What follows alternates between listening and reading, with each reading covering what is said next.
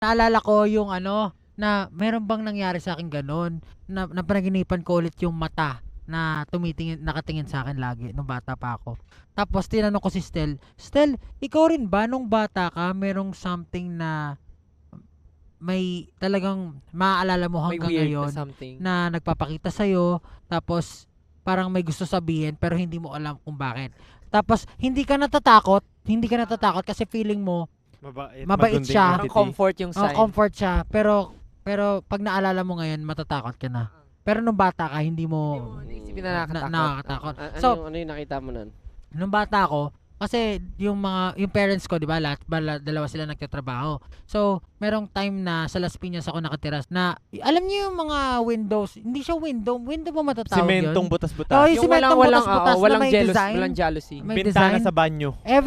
Every time na magsisipilyo ako, may mata doon na nakasilip. Kasi kitang-kitang matang ganyan. Isang piraso lang.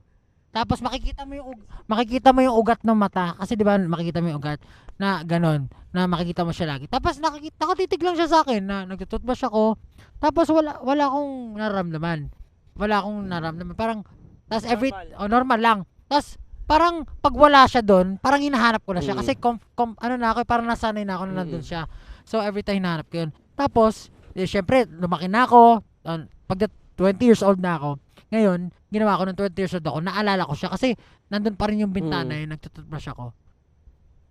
Ano nga pala yung nandito na nakikita ko dati? So, ang ginawa ko, kasi may likod yun may butas yun sa likod Never ko siyang sinilip. Pero nung sinilip ko, kasyang-kasya yung tao doon, pero wala naman ako nakita, tsaka walang ibang daan, kundi yun lang, pirasong yun. So, parang iniisip ko, is it something na sign or someone na nag-guide sa akin or someone na hindi ko alam kung ano siya. Pero siguro kung nakita ko yung buong mukha niya, parang ewan ko, hindi ko alam kung ma-feel ko. Tapos si Kuya Kevin pala yun dati. Lagi Tapos pinapanood parang may nabasa mag-toothbrush. ako na pag may nagpakita daw sa'yo or may something na entity na nung bata ka nagpapakita sa'yo, ibig sabihin meron daw role ka sa world.